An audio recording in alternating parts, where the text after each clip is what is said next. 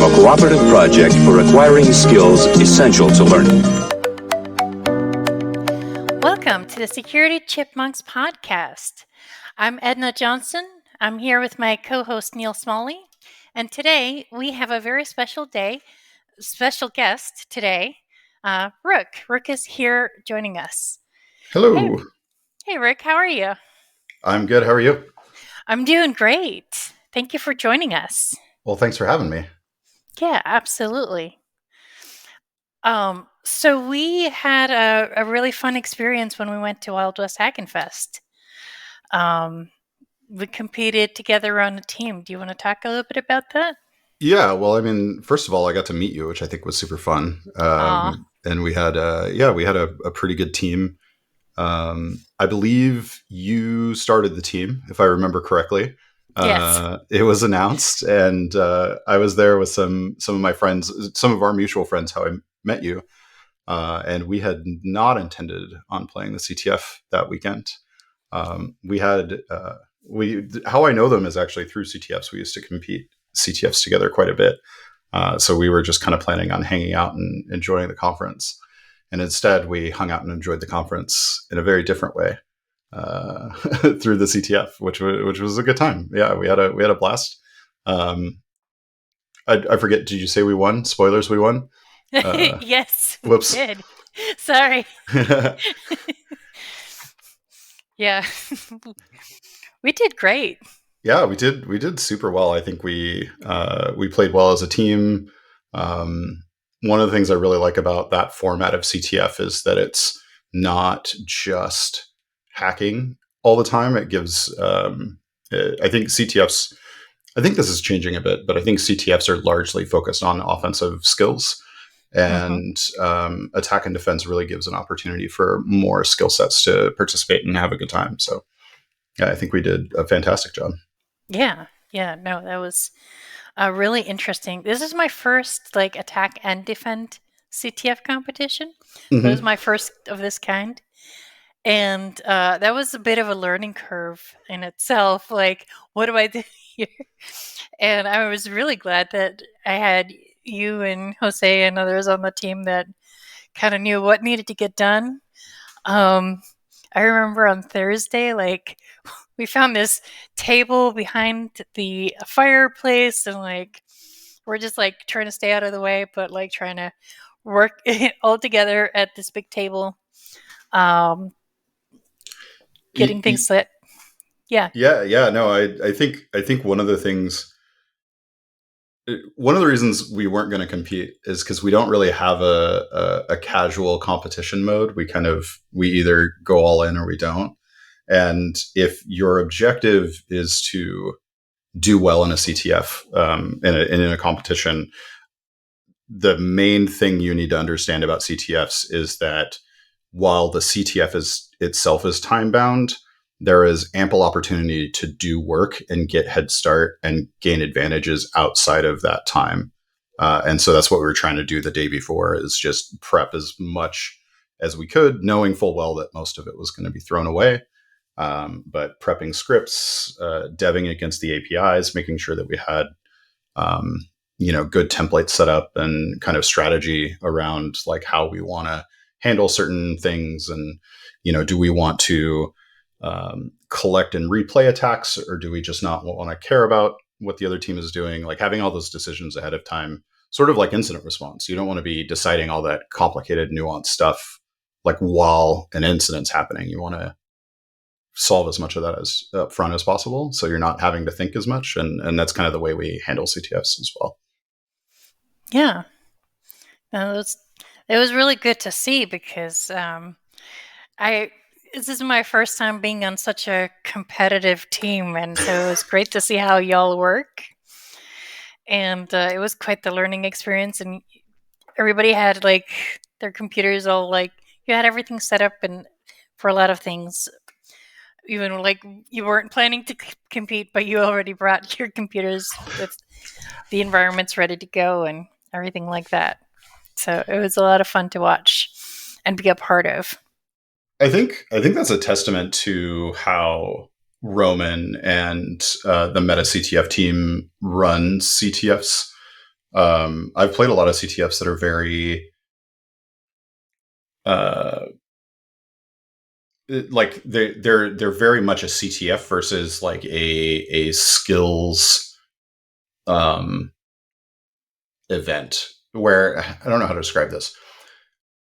I didn't do anything like I didn't bring a CTF computer and I didn't have like CTF specific VMs. I just had like Mm-hmm. the stuff that I do work with. And sometimes you have to download like a bunch of esoteric, like nuanced niche tools to solve challenges because they're very kind of on the edge of reality, which is fun because it lets you explore skills that you don't touch a lot. But I do enjoy CTFs that are very much like, here is a kind of hyper aggressive version of kind of a real world sort of a thing. Like you wouldn't deal with this number of bugs in this short amount of time in real life, but none of the bugs and none of the things we were working on was this, out there sort of a concept. It was, we were in VS Code, we were in Terminal, we were, writing Python and Go and, just Yeah. doing stuff we normally do. Yeah. I think our team, we were lucky that we had so many people that knew different languages like C and Go and Python, because some of the challenges involved those languages. And I think that gave us a competitive edge, having such a diverse team with a lot of experience with different technologies. I agree. I think, back when Jose and Ethan and I, and Sean wasn't present, but Sean was part of the original group. And I met Coop later. Coop was kind of part of a more recent iteration of that group.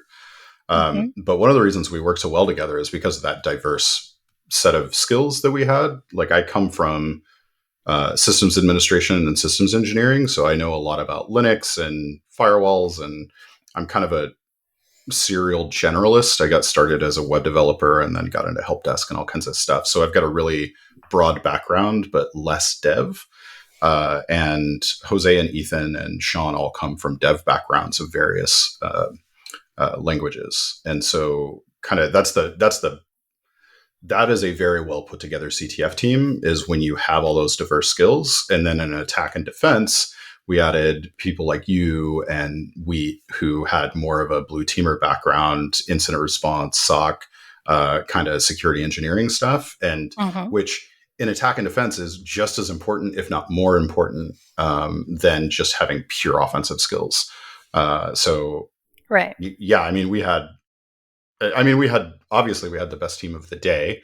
Whether there were other very talented groups as well. So, that could have been very different a different weekend. But Mm-hmm. we had a very good team. We had a solid, well put together team. And it's all because of that.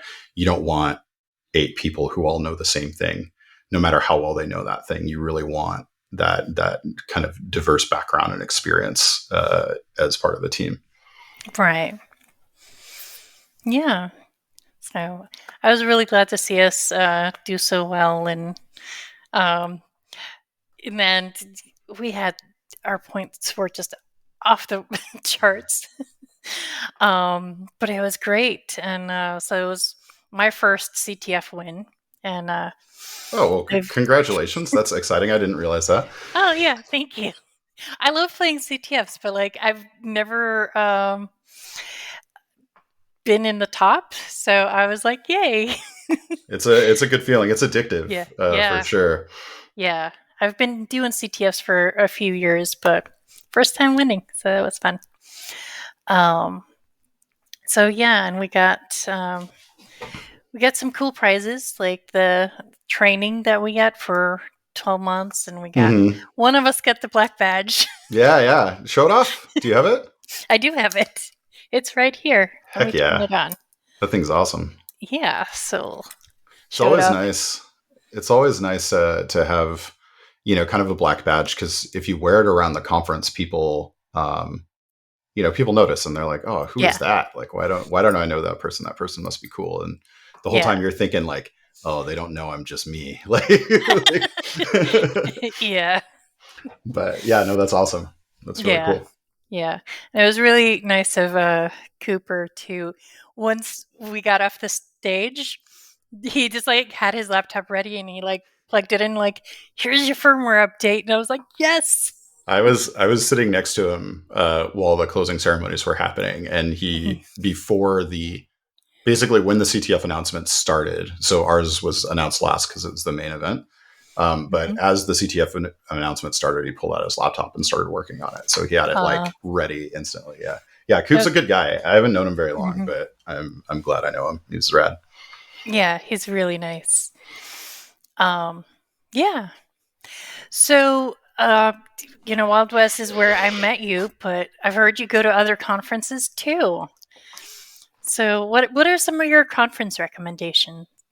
I think Wild West in any of its iterations is probably the top right now. I haven't been, unfortunately, the last couple of years since the pandemic, I haven't really been traveling as much as I used to pre-pandemic. But Wild West, even since the very beginning, the talent and the community that Black Hills drives. And I usually credit John for this, but I mean, Black Hills is much bigger than John these days. And so Mm-hmm. it's one of the few places where I can go. And my partner was with me for this one, and she even noticed. She's just like we showed up early. The conference that was there before, I don't even know what it was, but it was a very different vibe. And my partner took off to visit a friend for a couple of days, and when she came back, the Black Hills conference had started, and she's just remarking on, everybody's happy, everybody's excited to see each other, the excitement levels are very high, Mm-hmm. and the speakers are all top notch. There's a huge breadth of labs that you can try and skills that you can enjoy. So Wild West, any of the ones you can get to, even online, I think are great. They keep the price pretty low, which is, I think, a boon. Yeah, Um, local B sides. I hear Orlando is spectacular. One of these days, I'm going to make it out to Orlando. I'd love Um, that. yeah, yeah, I'd really like to make it out there because I think, Mm-hmm. outside of Vegas for obvious reasons for Vegas, but outside of Vegas, I think it's probably the second most well known nationally. I mean, I'm on the other side of Oh the wow, country, so I think Orlando is really well known. that's But any nice of the to B hear. sides, yeah, yeah. I mean, we were talking pre-show that I'm really bad at my local community, and I need to take more of an effort to participate. But Yeah. your local community is what matters to you the most, as far Mm-hmm. as support and professional opportunities and networking and all that stuff. So if you have a local B sides, get involved. Go. Um, but yeah, I like the smaller conferences. I kind of came out of SANS, so I was taking SANS classes, and then I taught for them for a couple of years. But like those are much more, I think, education focused kind of events rather than conferences. So yeah, I think Wild West and B sides are kind of where it's at. DEF CON's just a big, everybody's going to be there kind of thing, so it's good to network. But I think for sheer concentration of good events, what Wild West is where it's at. Yeah.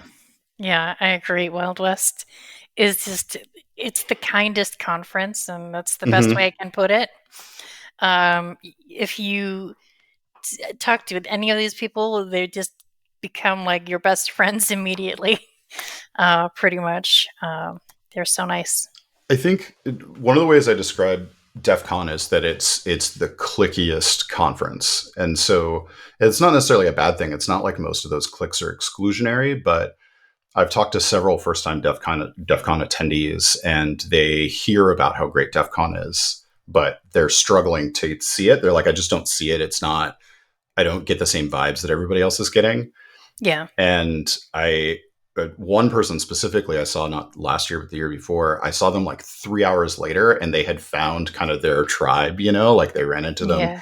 And once you do that, I think DEF CON can be that way. I think individual little Hmm. groups are very accepting. Yeah. But Wild West, like there is no clique. It's just kind of everybody is your tribe at a Wild West event. Yeah. Um, yeah, it's a stellar environment to, and honestly, I've attended Wild West a couple times remotely, just in their Discord, And I think, you don't get the same level of, 3 a.m. hallway conversations that you might get at the event, but it's still very active and very inclusive, and you still get a lot out of it, which is nice to see. Because not everybody can travel. Yeah. Yeah. No, that's for sure. And their online is great. They will send you swag and a whole badge, and it feels like a great value for what you pay as a virtual attendee because you get so much, and they are very good about including you online. So Yeah, I think John that, is John is on record that he doesn't want to make money through Wild West. So, like, basically all money that goes into that conference from attendees and everything kind of goes back into the conference, yeah, which is why the prices are low and you get such good value out of it. And it's fantastic. Yeah. yeah. All right. Um, so you used to teach for cybersecurity. Hmm. Do you want to Yeah. tell us a little bit about that? Yeah. So I started. Um, how did that start? I spoke at a at a lightning talk at a SANS conference one year, and it was just like a little 5 minute like blurb about how I was trying to implement like offensive stuff into my security engineering role. This is back before I ran offensive teams. And a couple of the instructors at the time afterwards asked me if I had thought about teaching, and I hadn't. And nothing really came of it for a while. SANS is notoriously hard to teach for. They have a very long funnel of instructor development. Mm-hmm.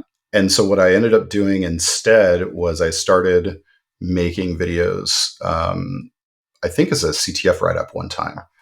And what I realized is that even though I'd been in tech for 15 something years by that point, 20 years something, um, everything I knew, I kind of knew how to do, but I didn't really know why those things were the way they were, or, what series of implications led to things being this way, which is kind of something you need to be able to do to teach, especially the way my brain works. Like, it's hard for me to follow along with somebody if I can't kind of derive what's happening.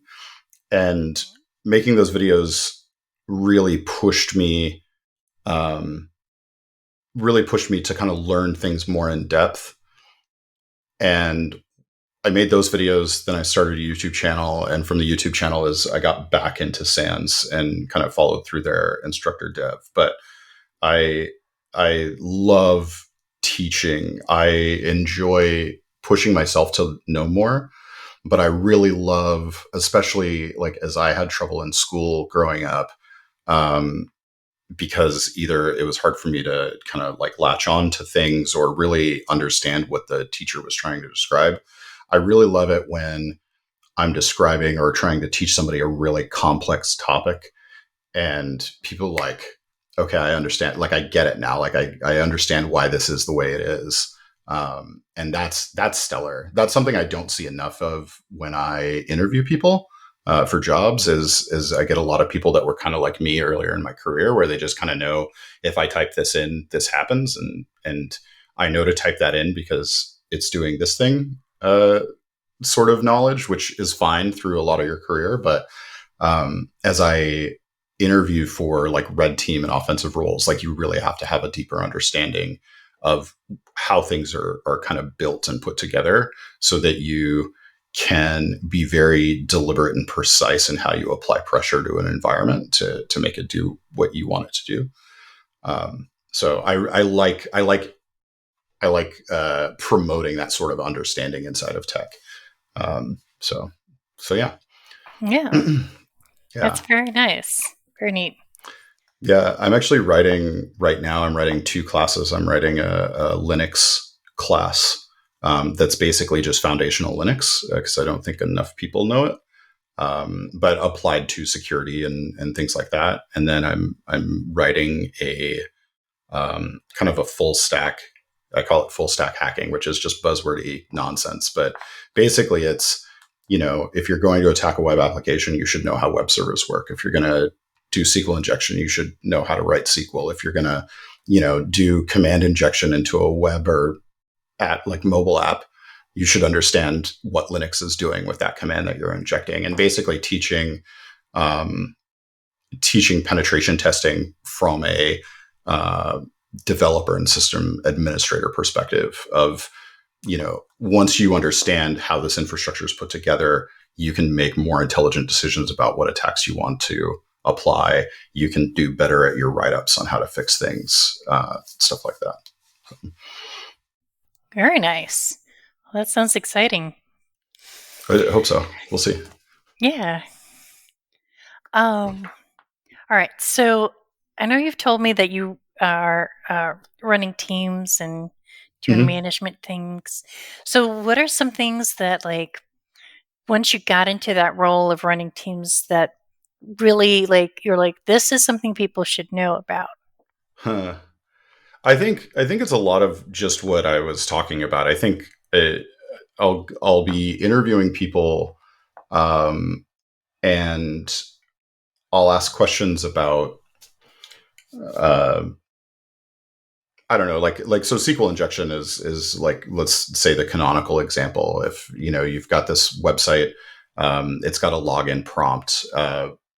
Sometimes when we do interviews, like in-person interviews, I don't do take-home stuff, but in-person interviews, we'll kind of do like kind of a live hacking thing where it's like, hey, here's kind of a CTF that I wrote, let's walk through it and, tell me how you're thinking about these problems. And a lot of times I'll just see people throw in like the canonical or 1 = 1 SQL injection into the login field. And I'll ask them like why they did that, or like what does that, I call them incantations, because they're basically casting spells at that point. If they don't know SQL, then they're just saying the magic words and hope that the thing falls out. But I'll ask them like, what does that do? How would you change it? Things like that. And I'll just kind of get back, well, it's a login page. You put in this string and then it lets you log in. And I think people, when you're first learning, I think that's acceptable, just to kind of go, oh, SQL injection exists. You can do malformed SQL to make the database do weird stuff.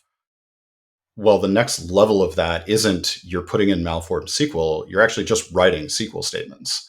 And the more you know SQL, like the more advanced SQL injection you can do. And I think like when people are learning, especially when people are trying to get into offensive security, you need to push past that surface level, oh, this is how I make the thing break, and push into the how does this thing work? Because a lot of times, especially internal teams, we're not testing test environments. We're in the corp environment. We're in prod. We're in these environments that you can't just throw an automated scanner at, and if it knocks something over, like, okay, well, that's a problem. Like, here's a denial of service finding that we found. It's, well, you knock something over and now we're losing like $1 million a minute until that thing comes back up, right? So you have to kind of consider what you're doing and why. Also, you're doing your customers, whether they're internal or external, a disservice if you can only break the thing and you can't help them fix it. The whole reason offensive security exists is to make things better and to improve things, not to just kick over somebody's sandcastle and laugh at them. Like, that's not what we're here for. So like, I want to see more people in tech. This is not just red team specific, but I want to see more people in tech really drive past this, like, I'm a cybersecurity professional. I learned cybersecurity and all I do is cybersecurity. Cybersecurity is really just kind of advanced IT and advanced development. If you're really good at IT, you're really good at software development, you don't need security because you don't have any bugs. You have, all of your resiliency in place, like nothing falls over. Now, that's an unattainable goal. I'm not saying that we never need cybersecurity, but like, I want there to be more of a blurred line between people who do IT and people who do security. And I think that security has been held up as this like easy, high paying, industry that people can just get into where there's like jobs everywhere and we're just like throwing, jobs out of a plane for anybody who can grab them. And I think anybody who's an entry level can clearly see that's not true. Right. There's a lot of competition at the entry level areas because of this huge influx of people taking, getting these cybersecurity degrees and things. So I think the way that you can really stand out is don't just be a cybersecurity person. Like understand what you're protecting, why you're protecting it. What outcomes are you driving? Like why is the company paying you the money they're paying you? Like they're doing it for a reason. They're not doing it because cybersecurity is cool. Yeah. I also think red team is like overhyped. Like obviously I do it. I enjoy it. I think it's a great job. I love it. But I see a lot of people kind of like getting into college or coming out of college. And it's like, oh, I want to be a pen tester. And it's like, well, I mean, great. Like that's good. We need great pen testers always. But like, I think that there's this really good PR about how cool pen testing is. And I think that there is less of that PR for other areas of security. And I want other people to see how interesting, security operations is. Incident response is fascinating. That's actually what I taught for SANS. I didn't teach hacking. I taught IR and incident handling, which is fascinating. It's super important. It is more high pressure and more badass than red teaming. Like when you get into it, it's a lot of the same skill sets. Like I want people to see the reality of security and really enjoy doing it and learning about it, more than just this, like, oh, I saw Mr. Robot and I want to do that. Like I want people to care about it, I guess is what I want to see in people that I interview. Yeah. Oh, that's great. Yeah, there's definitely a huge number of people that go into, school for cybersecurity, and their goal is, I'm going to become that great pen tester, and I'm going to become like the next John Hammond or something like that, because that's what they see when they go on YouTube and, looking on InfoSec Twitter and all of that. It's like they see a lot of that offensive side and think that's so cool, but there's just not enough jobs for all of the people that want to do red team. But there's still a lot of like great jobs out there like IAM and GRC and SOC that has a lot of demand for, people, but it's not as shiny as the red team. Sure. Yeah. But it can be. I think it can be. It's just like the PR for those fields aren't quite there yet. Yeah. But threat hunting is super exciting. IR is super exciting. IR is literally just like facing off with adversaries. Like that's incredibly exciting. It's just I don't think it's marketed very well is the problem. Yeah. Yeah. No, I do IR. I definitely agree. It is so fun. Yeah. It's fun when you get to kick somebody off a box. So. Yeah. Or when you like, when I mean, I've experienced this from the other side, but you kick somebody off the box and we're like, oh, okay, I guess we'll get in and through our, back doors or whatever. And like, as we're starting to log in, those get slammed shut too. And you're like, whoa, like, yeah, it's got to be satisfying to execute that kind of IR program. So, yeah, as long as we aren't burning out our incident handlers, which I think is another big industry problem is we burn out a lot of our people because frankly, from a business perspective, there's more people lining up to take those jobs. So like, I don't agree with the business practice, but it's definitely something we do in the industry. Yeah. Yep. All right. Well, thank you so much. We're glad to have had you on the episode. Yeah, thanks for inviting me. I'm always happy to ramble at people. Yeah. Well, it wasn't rambling. You're telling us great things here. So great. I I'm definitely glad you enjoyed it. Yeah. Appreciate you having you on. Yeah, well, thanks so much for the invite. Yeah. All right. This has been an episode of Security Chipmunks. Remember, as you're learning, keep chipping away at it.